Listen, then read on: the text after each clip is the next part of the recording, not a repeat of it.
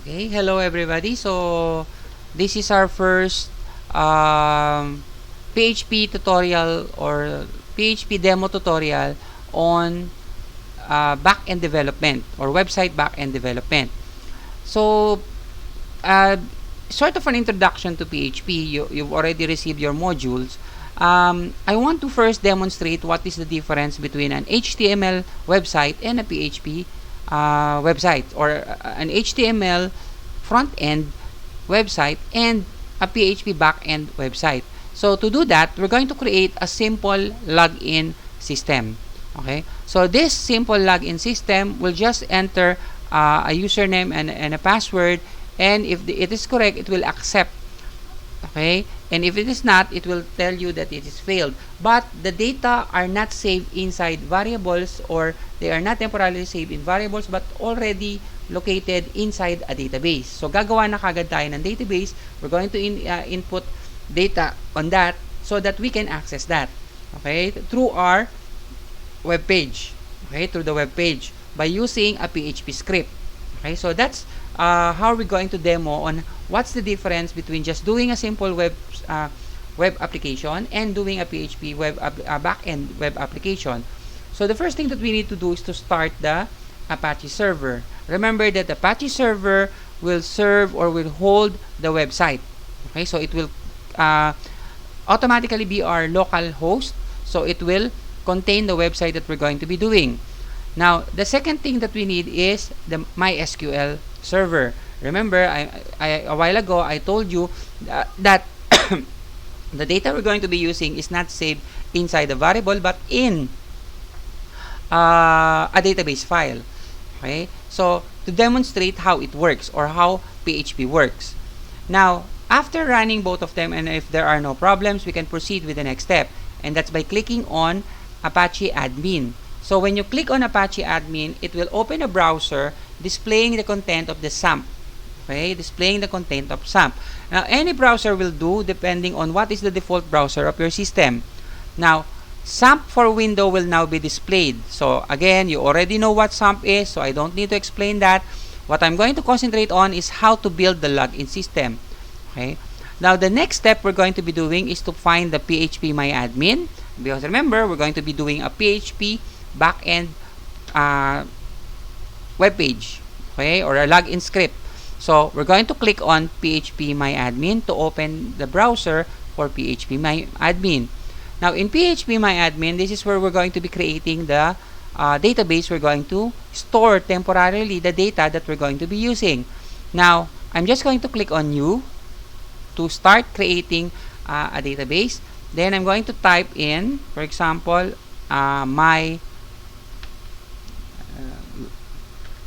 so let's name it as my login. I already have a login database. Then just click on create. So it will now start creating the database. As you can see here, here is my login. Now, if I click on my login, it now contains, or it's now ready to be tables are now ready to be created for my login. So we need to create at least one table that will contain the data that we're going to be using. That's going to be a users. Okay, so let's use users. Then the number of columns is 3. So we have the ID, the username, and the password. Okay, so the number of columns is 3. So just click go in order to create the table. As you can see, the table is now open. Now, the first row will contain the first information that we want to enter. The second row will contain the second information, and the third row will contain the third information. Now, the first information will contain our ID. So, ID is just a numerical value or a numerical counter for the system in order to create or to monitor the number of records that we already have. So it's going to be an integer value because it's going to contain numeric value. And I'm just going to click on this at the center. This is for indexing. So it means that the system is going to be indexed. Now the second part is this one. So it's going to contain now our username. So this is going to be the name that we're going to be using in order to access the system. So it's not supposed to contain a complete name. It's just a username. So we're just going to use varchar as the type of character, and we're going to use 15 as a length. Make it realistic. So you're not going to indicate 100 kasi you're not going to create a username with 100 characters long. Okay? Then next we're going to be using password. Now password will serve as our password. Again, it's going to be varchar, and this time let's just use 8.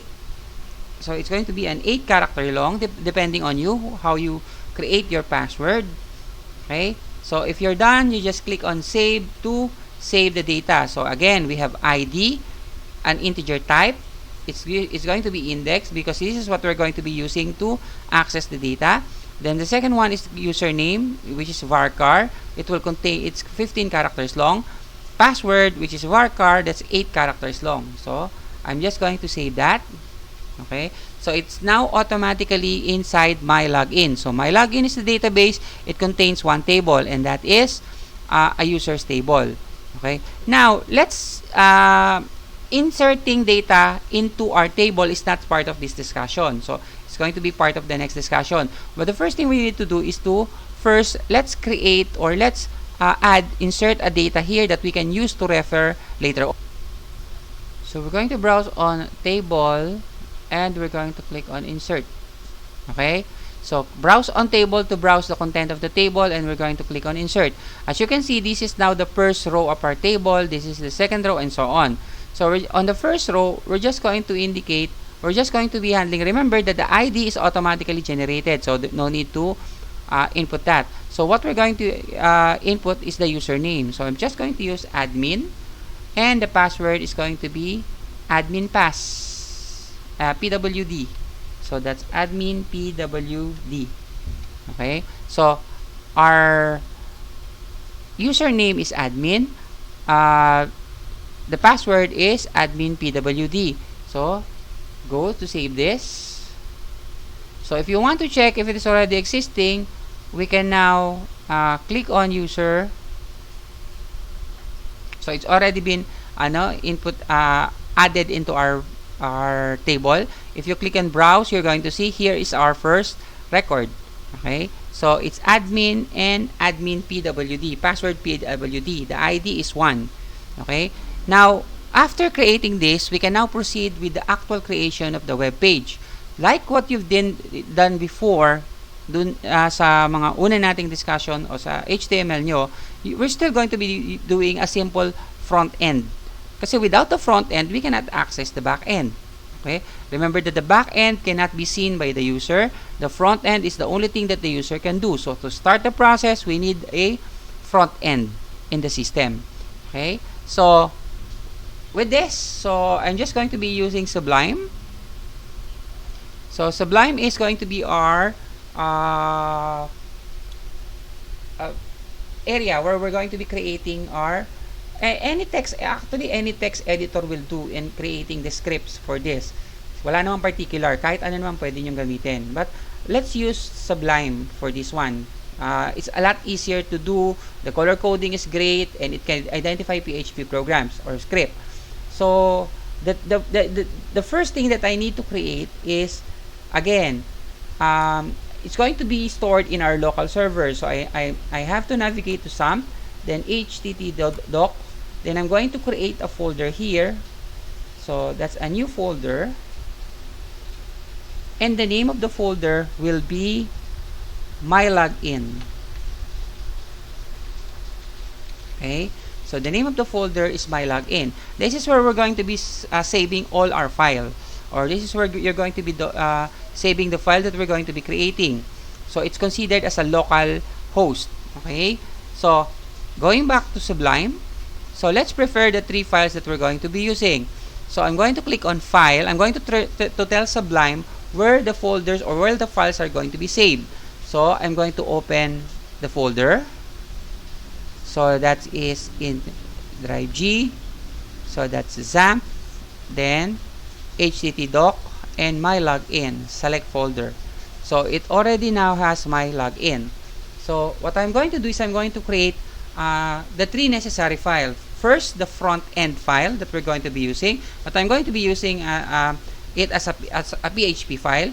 So let's save this first as file, save.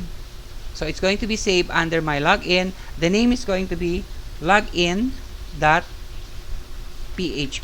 Remember, it's going to be a PHP file. Save. Okay. Then I'm going to create a new folder or a new file. Okay. And I'm going to save this. This time, it's going to be our style.css.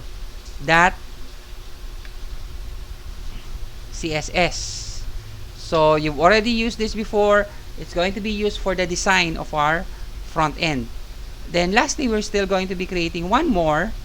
And this time, this will contain the process that needs to be done. So it's we're just going to name it as process.php. Okay. Now, why do I indicate name PHP? Because we're doing a PHP file, okay, or we're doing a PHP program. So I am using PHP as the source code. Now I'm going back to go back to login PHP to start designing. Now I've already prepared the code for this. I'll just go along the way and explain it, just to reduce the time that needed for this demo. So I'm going to open actually the sample program that I've already logged in, that I've already prepared just for this discussion. Okay, so this is the one. Okay, so as you can see, this is a doc type. Okay, so it's an HTML file. So what I'm going to do is I'm just going to copy this, just to lessen the time we're going to be needing in order to create that. Now I'm going to explain what it is for. So I'm going to save it first. Now, doc type HTML. So this is an ordinary HTML file. So as you are familiar with this, you've already used this before. Also the div. So we're giving it a name as FRM. So the ID name for this division is FRM. Now, in this line, we have the most crucial component, which is form action process.php. It's telling our server or compiler where the action is going to be applied. Okay, so the action will be applied inside the process.php folder. Just like here in the link at the top, it's telling us that the style sheet we're going to be using is text type text CLS, and the name is style.css. Okay, so it's CSS, sorry. So it's defining where the design are going to be are coming from, okay, for this web page. Now the next line is actually in the form, or we're using a form, we're creating a form. So one of the object in our form is a label. Okay, now after the label, so the label that's going to be displayed is username. Then after the label, we have an input type object. It's going to be a text object. The ID of this text object is user, and the name is user. Okay, and we're also going to be having a second object, which is a password object. So the label is password. Input type is a password. Now we know the difference between an input type text and an input type password. An input type text displays the character on the screen, while an input type password hides character on the screen. So if you type a character, it will be displayed in the text, but in the password, it will be replaced by an asterisk. It hides the data you're typing. Now the ID we're going to be using is pass, okay, and the name is going to be pass. Now at the bottom of this is an input type submit. Actually, submit is a button. Okay, it's automatically created or generated when you type the word, when you indicate that the type is submit, it is automatically a button with the name of button, and the display will be it's going to be login. Okay, so it's going to be actually the name is going to be the ID is button and the name is login. So the name of this button is login. So this is now our first data. Now if I save this, okay, if I want to access this, what you can do is you can open a browser. Okay, you can open a browser as long as the Apache server is running. So you can open a browser and just indicate localhost. So that's localhost, then followed by a slash, then the folder we created, so that's my login. So that's my login. So that's the folder we created inside the local host, followed by a slash, and the name of the file we're going to be accessing. So that's login.php. So if I press enter, it's going to now display the label username. Then this is a text box. Inside the text box, we can type letters. A password wherein we can type letters, but it's not going to be displayed but replaced with an asterisk. Then if I click on submit, as you can see here, we change the path into process because we indicated in the program here,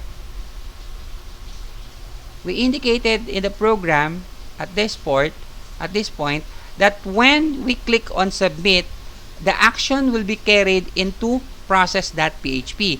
But right now, process.php doesn't contain anything, so therefore it's not going to perform anything.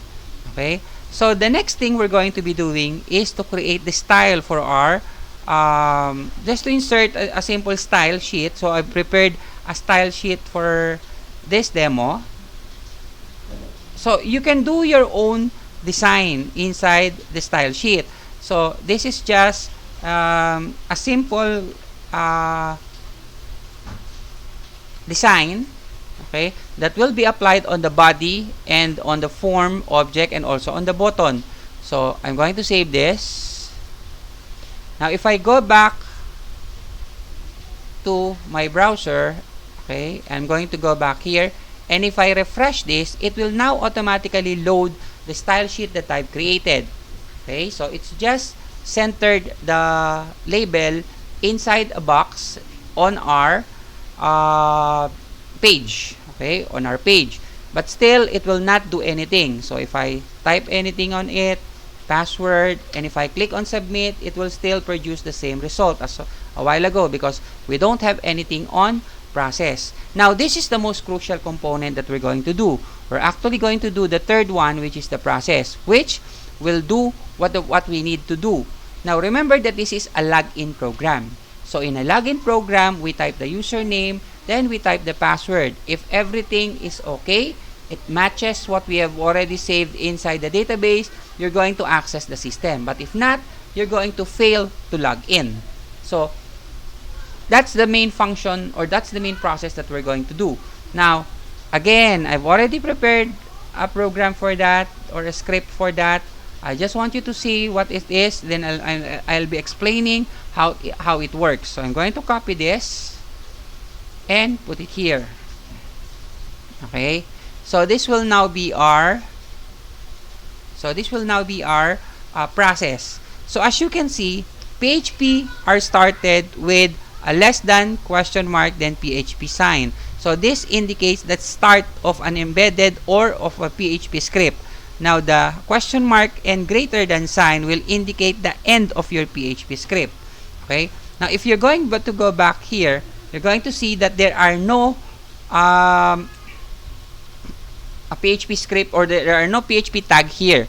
Okay, so there are no PHP tag here. It's just a normal HTML document. Okay, it's a doc type HTML file, but the name that I've given it is login.php to indicate that it's part of a PHP process. Now, on the process itself, okay, so on the first part, you see here the word get value passed from login.php. So remember that in login.php, all of this data will be passed to our process.php. So inside the process.php, this is what we're going to do. First, the posted data on an object named user will now be saved inside $username. The posted data on object name pass will now be assigned to $password. So that the content of user object will be passed to username. The content of pass object will now be passed to password. Okay. Now the second group of line, this one, is just to you can see the comment here, to prevent MySQL injection. That means it's going to reduce the amount of unwanted characters. Like for instance, on the first line, that's $username is equals to strip,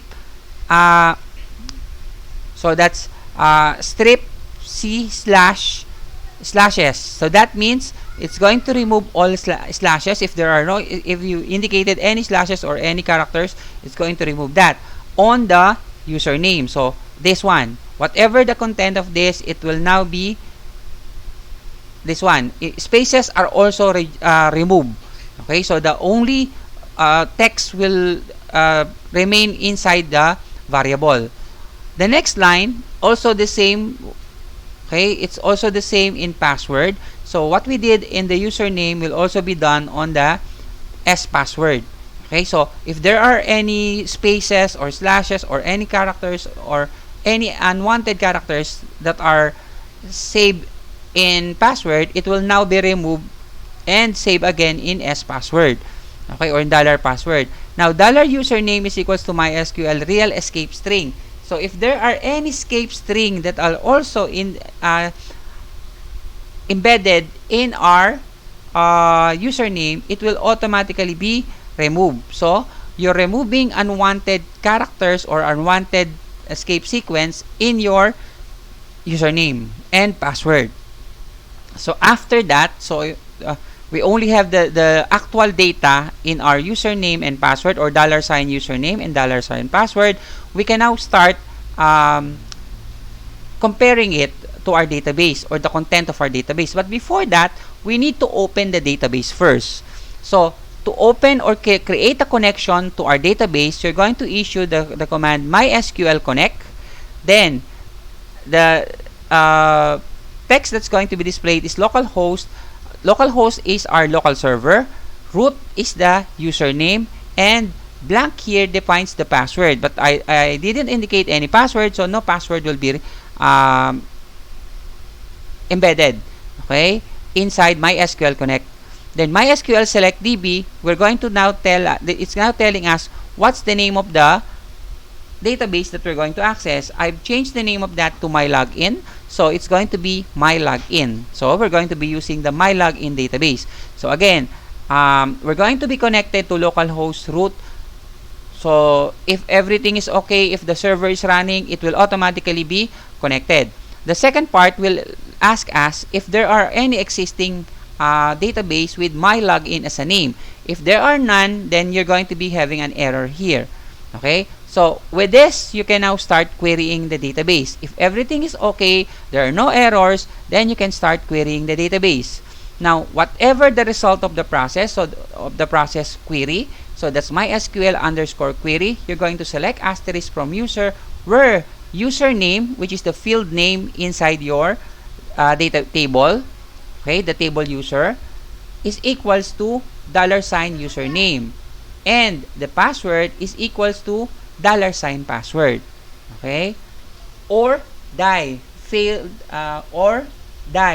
to query database. When we say or die, that means you failed to find the data that you're looking for, okay, or if there are no data inside that, then it will, for example, the database is empty, so therefore there are no username and password data, or if there are no field such as username and password.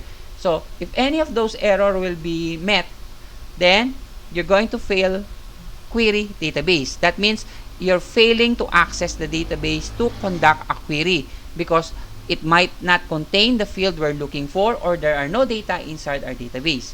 Okay, then MySQL error. So that means it will produce an error. Okay, it will produce an error if there is an error. But if there are no error, just like this, the result will either be the data you're looking for. Okay, so there are no error or there is an error.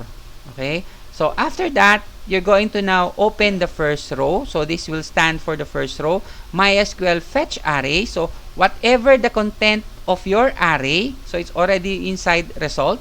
So you're going to get the data within the first row of the result and assign it to row. Now, if row or S row or $ row, then field username is equals to S username and $row password is equals to $password, then you're going to echo login welcome, then the name of the user. But if you cannot find the data, or if the data doesn't match, you're going to echo the word failed to log in. So this is the process that we want to create inside the login sequence. So let's try. So I'm going to save this.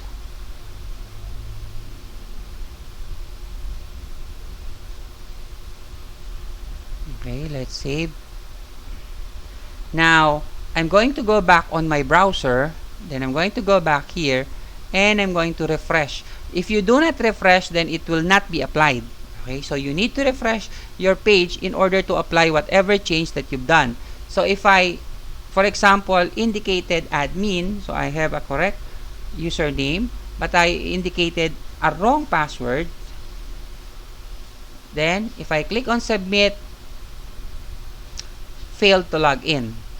Okay, so it actually checks the content of my database and tells me that you failed to log in because you have a mismatched data. Okay, so if I go back again, then if I indicate again admin, but this time I'm going to log in the correct password. So that's admin, then pwd. So if I click on submit, login success, welcome admin. So it's already now it's a functional login process. So that's how PHP works. Okay, so this is what we're going to be studying as we go along the course, how to create a server-based backend of your system. Remember, the front end will be up to you, this one. Whatever the design that you want, it's up to you. My concern is creating or embedding the process within your system to facilitate the transaction base, the transaction that we're going to be doing. So that's how PHP backend works. Okay, so you're going to be learning how the word post, gets. So these are the most crucial component, or the most crucial process within our PHP program. Okay, so that's all for our first tutorial. Now, your first activity that you're going to be doing for PHP is to create the same login, but in order for me to see that you've applied it on your own, I want you to design the login script, or the front end of the login process with your name on top. Okay, so I want you to display your name on top. So that is to indicate on top of the login box here. I want to see your name on top of the login box. Just and screen capture that or SS that, then pass to me that process. Also, you have to also include the script that you use in the process. Okay, so that will be your first activity for PHP development. Okay, so that's going to be your first activity. So I'll indicate when that activity will be passed. So you have to try it first to see how it works. Again, you have to work on your own to learn this. So from time to time, I'll be giving you example on how to do things. Then you have to apply them by yourself in order for us to learn as we go along. Okay, or in order for you to learn as we go along. Okay, if you just watch and you do not practice, then I don't know how much you're going to gain out of that. Okay, so you have to create the activity. So this is just a simple activity, a login script activity. The next one, you're going to create a new account. So how do you create a new account? So that's the next activity. But first, let's concentrate on the basic. Okay, so from time to time, we're going to start discussing the different commands that you're going to be using under PHP. Okay, so that's all. See you again on our next tutorial.